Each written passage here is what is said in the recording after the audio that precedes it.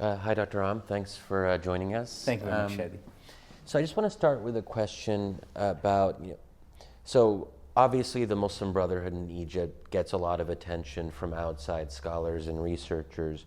What do you think that outside researchers get wrong or maybe misunderstand about the Muslim Brotherhood? Well, I would say a couple of things. First of all, the course of events, particularly over the last 30 years and particularly after the revolution, made a lot of people look at the Brotherhood in Egypt as a political party. They resemble that with a political party, and they start to explain everything that the Brotherhood does as if it was a political party, so this should have been done, this shouldn't have been done, stuff like that. However, the Muslim Brotherhood, as you well know, it started as a comprehensive social movement that calls for persuading and convincing the public of adopting the Islamic values in their life, whether that is the social activities, whether that is politics, whether that is, whatever. And actually the Brotherhood did not get into politics maybe until 10, 15 years after its establishment. And at that time, that was not really the major activity of the Brotherhood.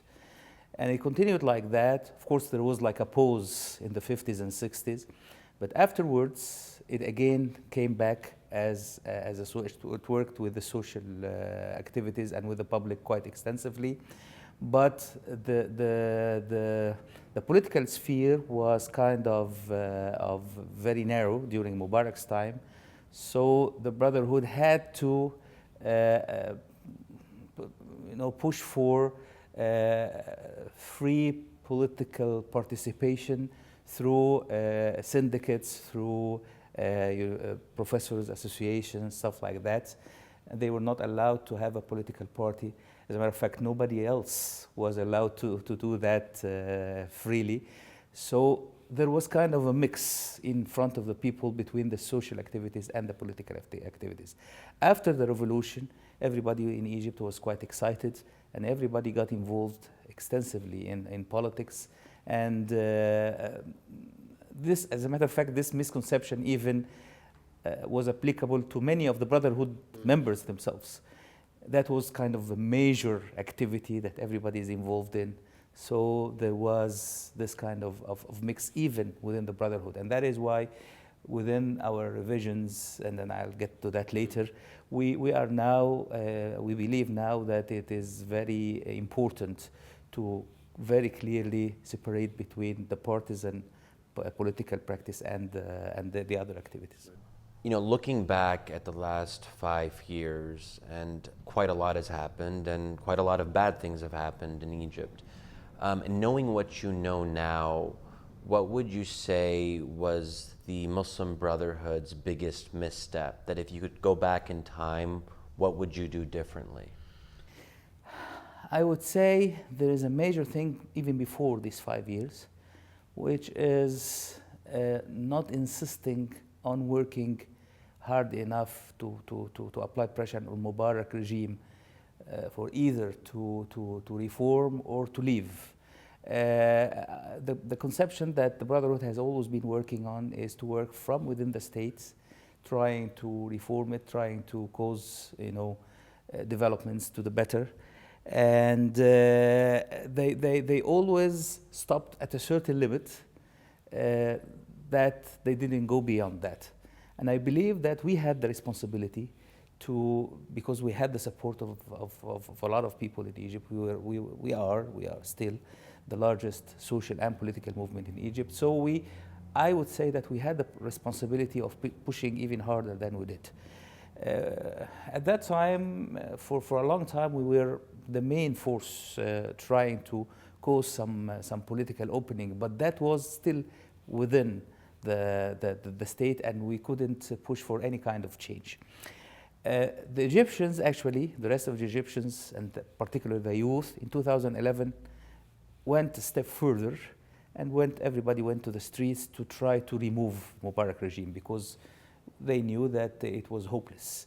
Very quickly, the Brotherhood realized that that was the case, most of the Brotherhood, and they joined the protests and so on and so forth.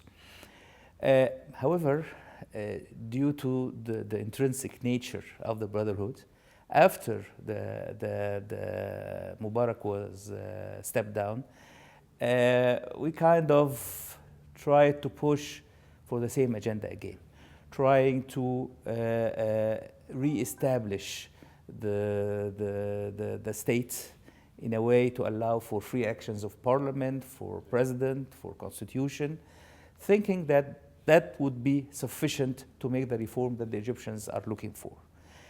But we miscalculated the strength and the size and the magnitude that what we call the deep state and the anti-revolutionary forces really had, which ended up in a big move to try to abort the revolution. This is one thing. The other thing is that maybe again during the in order to be able to win the elections and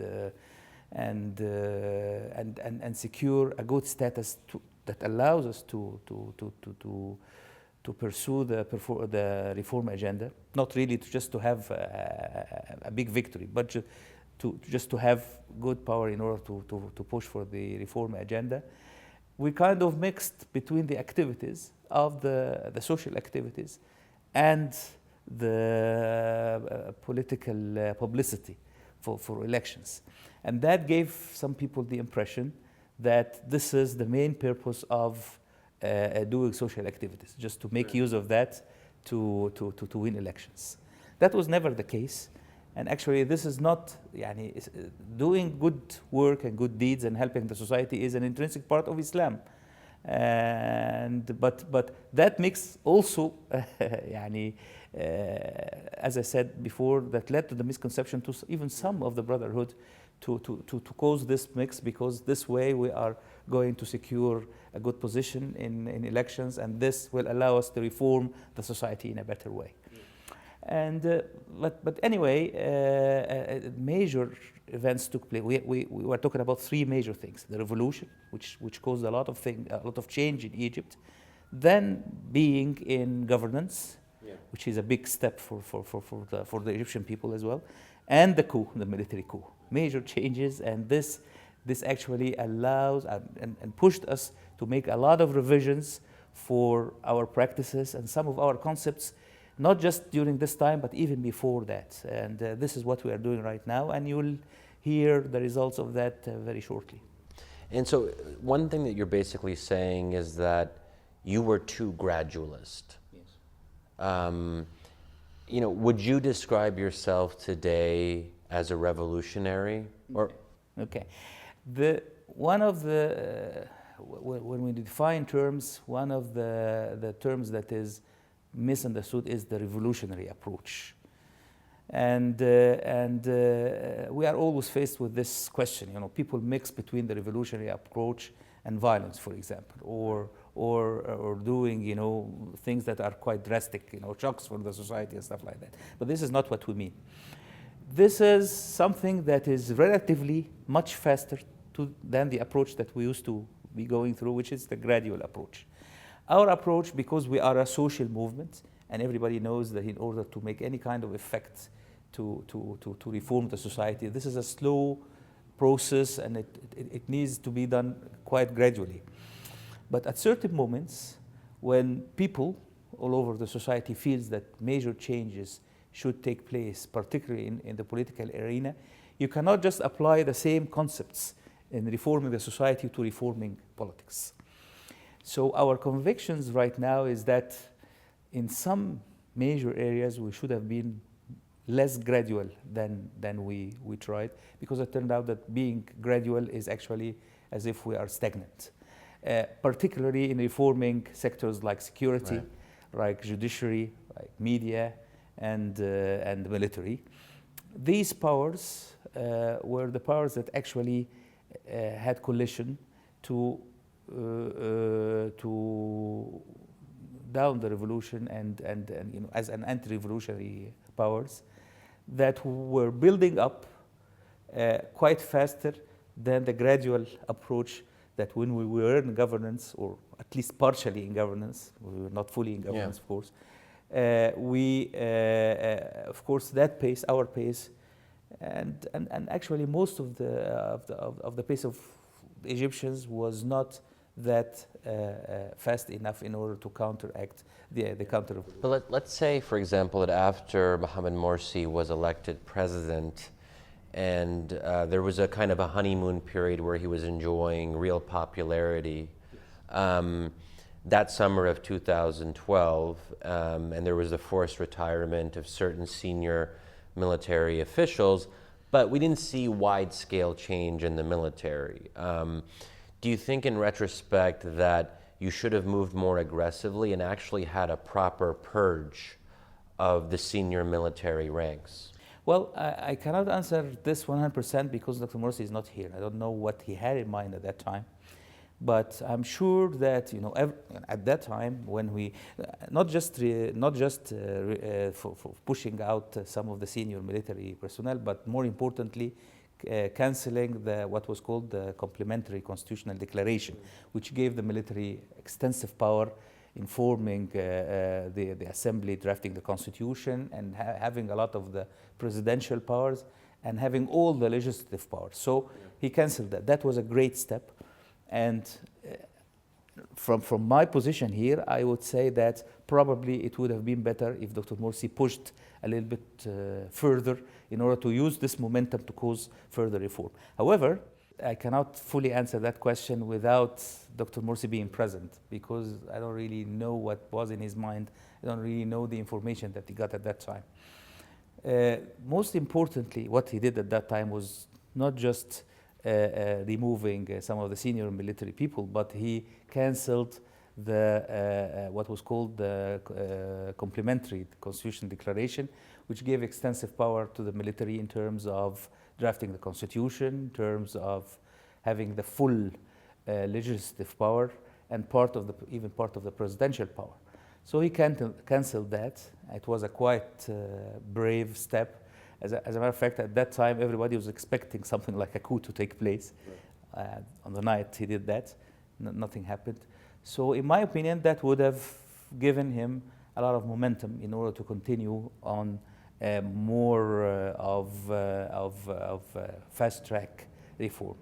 However, if I put myself in his shoes right now, I would have probably thought that maybe going too fast would intimidate the military to move back. Maybe he thought that that was a good step at that time, and to be followed by other steps.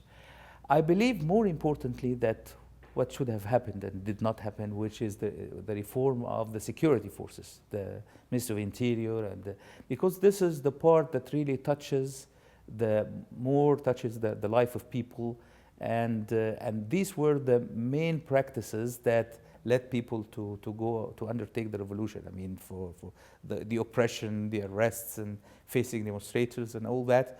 So probably it would have made a lot of difference if we went much faster in terms of reforming security forces. Also, some other steps should have been done for the judicial establishment, because that was probably a major tool that was used in order to discredit everything that Dr. Morsi was doing, starting from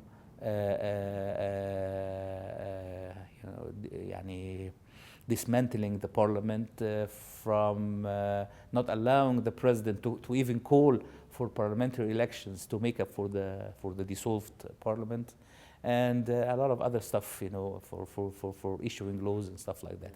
And actually, the Constitutional Court was established by Nasser for a political purpose. So nobody really would have objected if if Dr. Morsi did some drastic steps towards the Constitutional Court.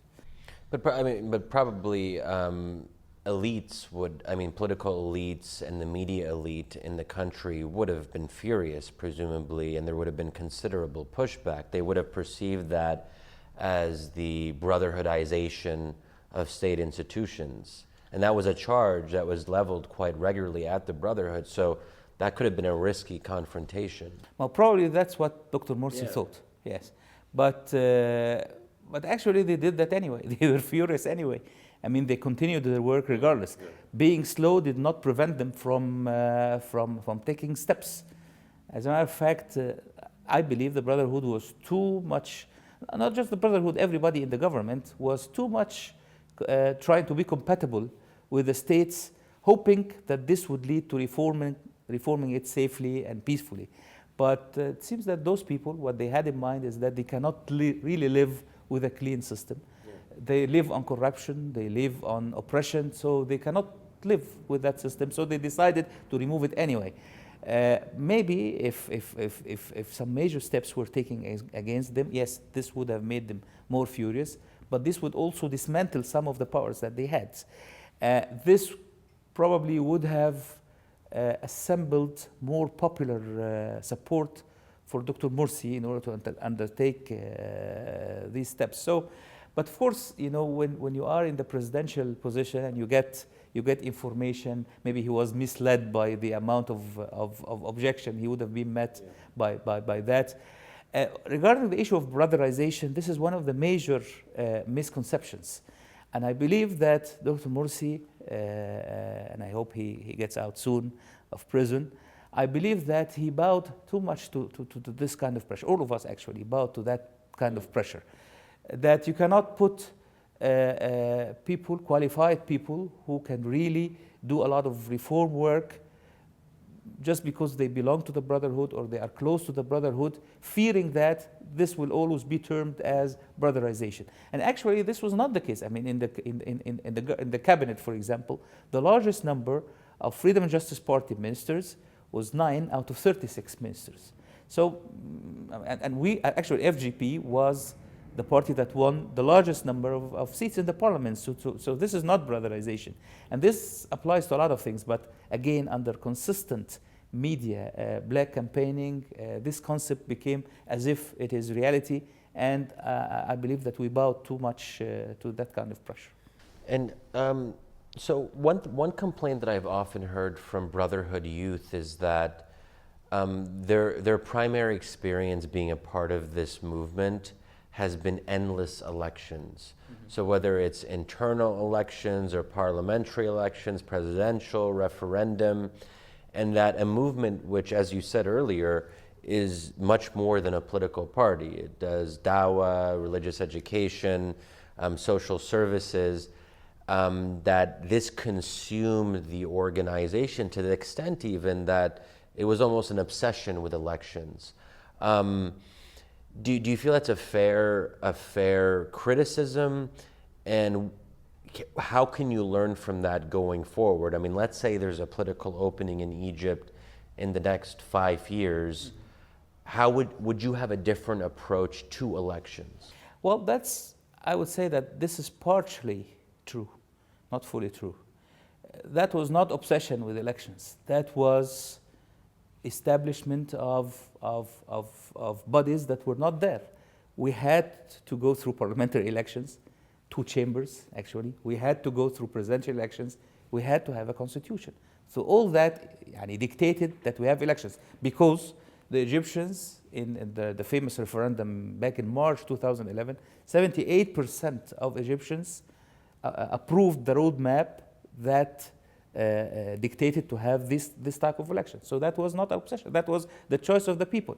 And actually, the Egyptian people is more of kind of leaning to that kind of gradual approach, having people to calm down and allowing the establishments to be there. So when the Brotherhood went through that approach, they were actually matching the majority of the people. So the mistake, if you will, is not just the Brotherhood's mistake. It is, in a way, everybody's mistake, except for few people, some of the youth, some of the politicians, who really did not trust the military to be in charge of the process at that time. So they kind of always objected, but these voices were not really allowed to be higher because we wanted everything to calm down. Now, on the other hand, having these many elections, we had to dedicate most of the resources, human, financial, of the Brotherhood to elections. And we established the Freedom and Justice Party. That was the first political party to be established after the revolution, according to the new laws. And it was a new party. And from the beginning, the announcement was that this is an independent party. It is not really belonging to the Brotherhood. And we took really some good steps in doing that. You cannot be a leader in both organizations. You cannot, we have total separation in the financial records and all that. However, deep inside, the Brotherhood had always in mind that this is our party. This is our political arm. You know, and political arm is part of your body, so it is still yours. And it was, for many peoples, how come we don't really make use of the power of the Brotherhood, the popular support that the Brotherhood has in translating that into more better results in elections. So that was kind of a temptation. And we were slowly dragged into that. But the right thing to do, and this is what we are now trying to have a consensus within the organization on that, is that the Brotherhood really was damaged because of that.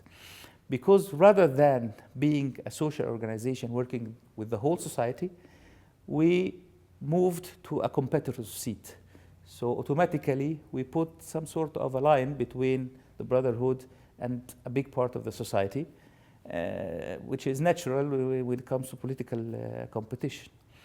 And the other thing is that the Brotherhood has always been proponing the concept of the comprehensive nature of Islam, that it has views on all aspects of life, which is, of course, true.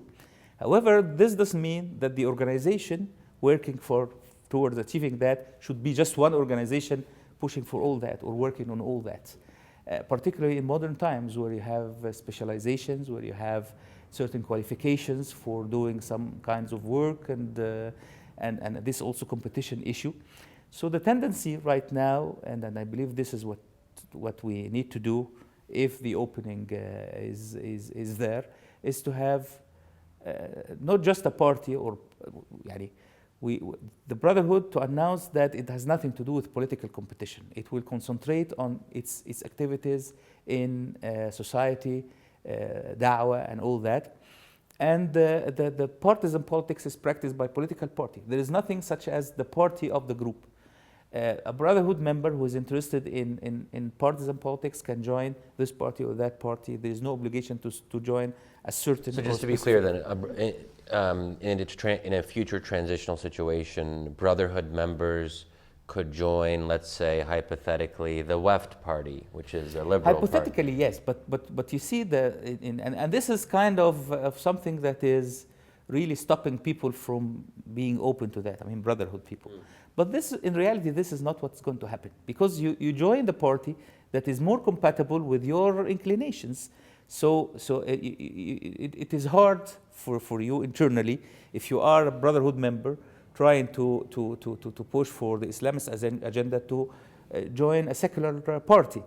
But this is, again, this will not be by force. I mean, if somebody like me believes that the Left Party or any other secular party is more qualified, for example, to do some political change or whatever, yes, no objection should be. But what about like other Islamist parties? I mean, again, this wouldn't be very likely, but joining, let's say, a more Salafi-oriented party. I mean, you could have a weird situation where Brotherhood members are competing against each other through different Islamist parties. Your assumption, I think, if the Brotherhood made that announcement and took that as a policy, the situation will be different. We will not just be talking about traditional secularist parties or Salafist parties or just one Brotherhood-style party. In my opinion, there could be several parties could be established based on the mainstream middle line Islamist trends. and similar to what the Brotherhood is adopting, the Freedom and Justice Party is adopting, but maybe with different agendas. This party has certain views towards the economy, maybe more to the right part, Right. and the other one maybe more leftist for the public ownership of a lot of the business or something like that. So there could be different agendas within the mainstream Islamic reference, not going too far to Salafist or not surrendering to a secularist agenda. So these parties now can do many things. Sometimes they can compete, as you said. Sometimes they can go into alliances. Sometimes, depending on political situations. But what I'm saying is that this is something that is going to take time. This is something in culture, that needs to develop. I'm not saying it's easy, but if the youth are really trained, that they separate between their work for the society within the Brotherhood and working in politics for competition to win seats, are totally different things. Because the work in the society is nothing about competition. It is right. working on NGOs works and human rights agendas, whatever, these kinds of stuff, which does not really contradict with being in political parties competing with others. So this is kind of a culture that will need time to develop, but we must start somehow. And I believe this is the right way to.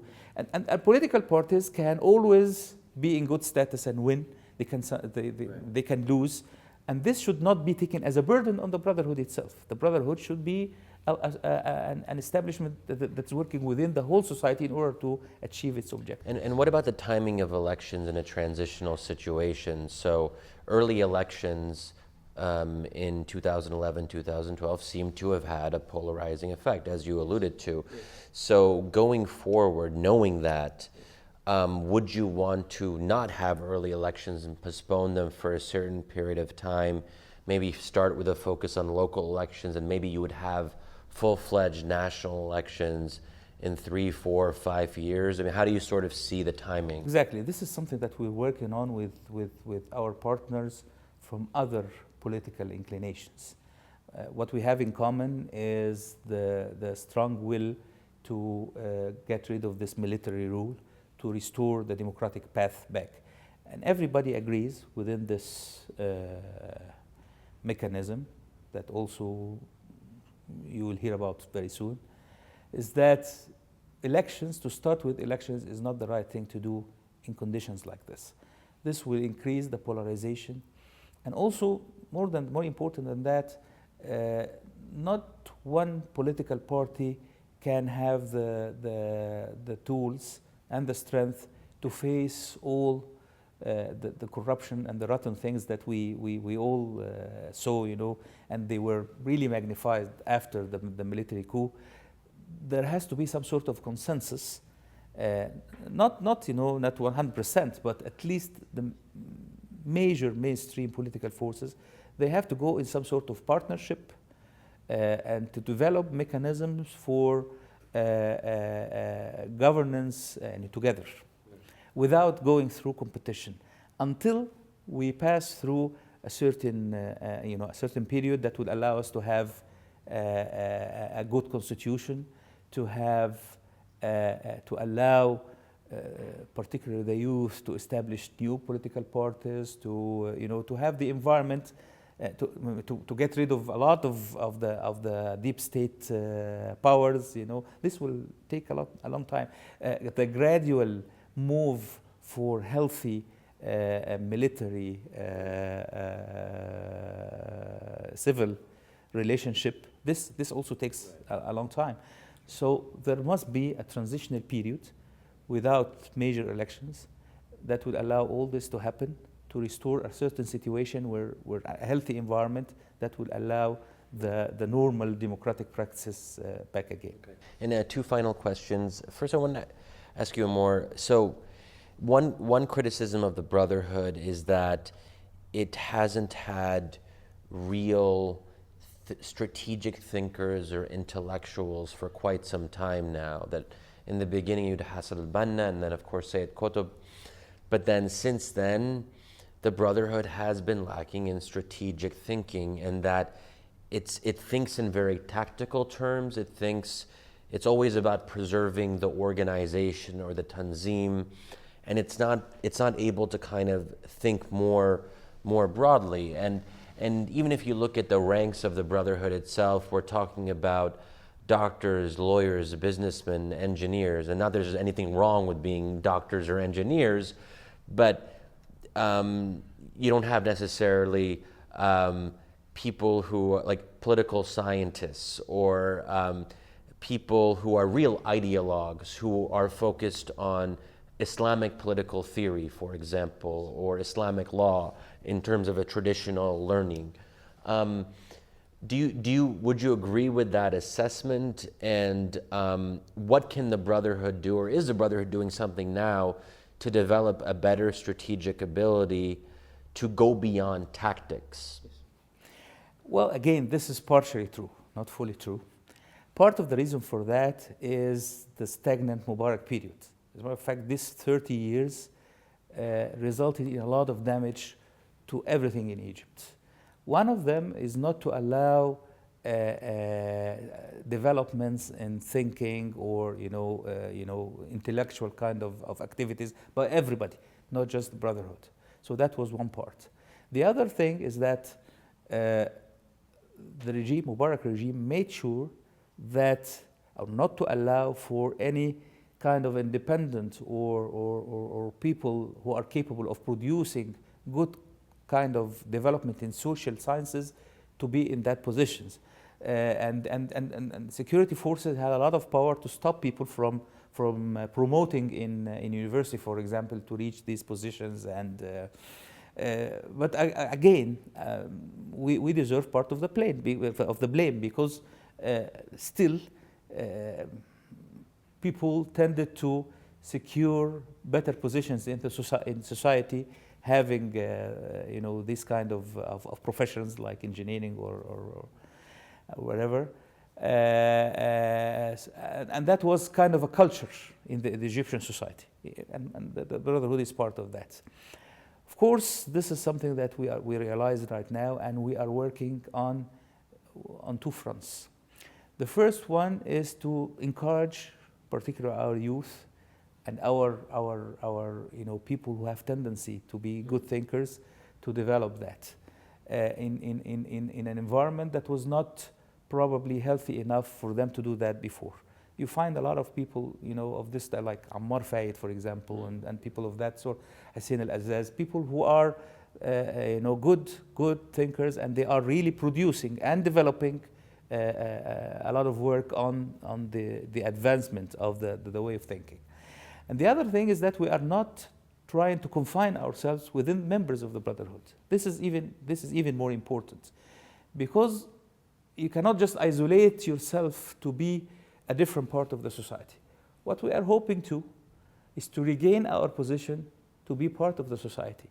So the way of thinking is not really just for the Brotherhood. It is for anything that develops the society and make it better, particularly in social sciences, is something that we encourage. So that's why you find that we in terms of now research institutes and academic studies, we do a lot of common work with people like Saif Abdel Fattah, Ahmad Shaheen, Assam Abdel Shafi, those people who are not really, they don't belong to the Brotherhood, but they have a lot of intellectual capabilities, and this is, we really make use of this outcome. But maybe it's changing now, but I mean, historically, the Brotherhood as a hierarchical organization, an organization which prioritized unity in the ranks, that you're not supposed to air out your dirty laundry, and that in situations of repression, you close ranks. You don't want to show the world that you're divided.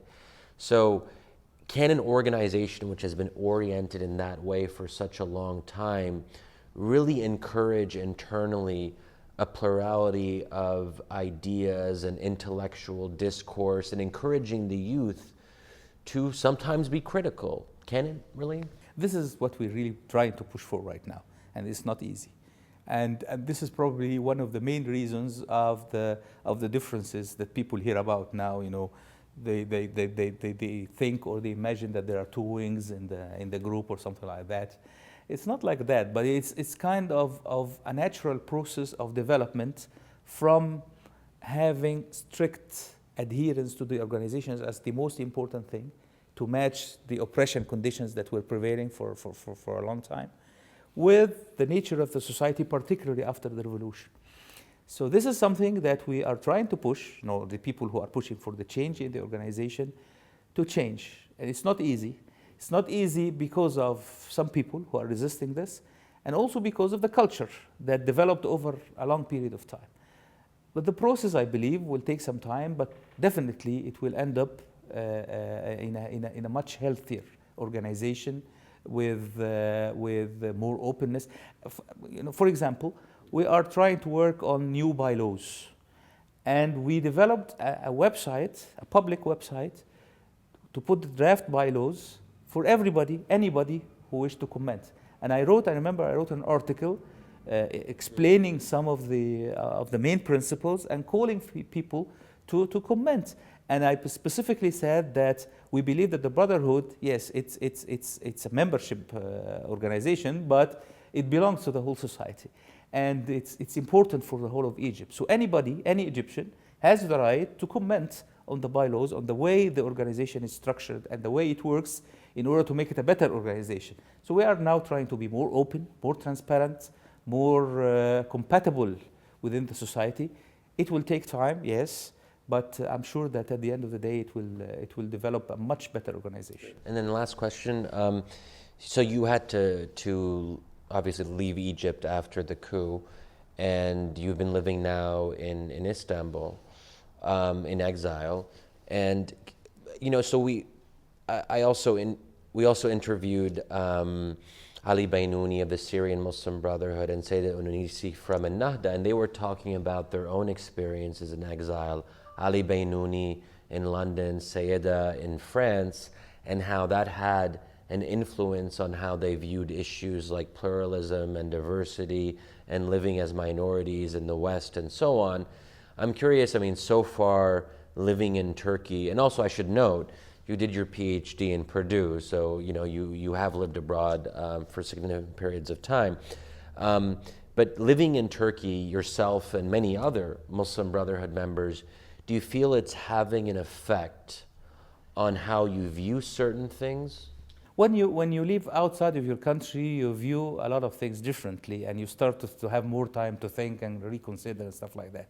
But probably Turkey is not very similar to living in Paris or London, sure. You see. The culture is quite similar, a lot of similarities, and the mainstream in Turkey is not really very different for somebody who is mainstream Islamist. Maybe it could not be like that for a Salafist, or but I don't think it's very different in that perspective. However, being outside allows you to do a lot of things. Allows you some time for reconsidering and thinking. Allows you to meet new people. Allows you to mingle with different cultures in order to learn and interact, and this definitely helps the development. And it's not just for few leaders. A lot of people are now outside Egypt, particularly youth, and youth also. This helps them to develop a lot of new abilities, new ways of thought, and again, this will lead to, I believe, major improvement in the nature of the organization. We are back to Egypt, inshallah. Great. Thanks so much for your time. Thank you very much, Shadi.